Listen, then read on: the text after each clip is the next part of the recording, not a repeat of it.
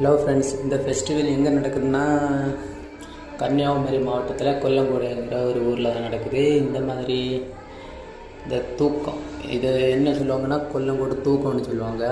தேர் இழுக்கிறது நம்ம ஊரில் இதுதான் ரொம்ப கொண்டாடுறது. உங்கள் ஊரில் இதே மாதிரி இருந்துச்சுன்னா, இதே மாதிரி நடந்துச்சுன்னா கமெண்ட் பண்ணுங்கள், பார்ப்போம்.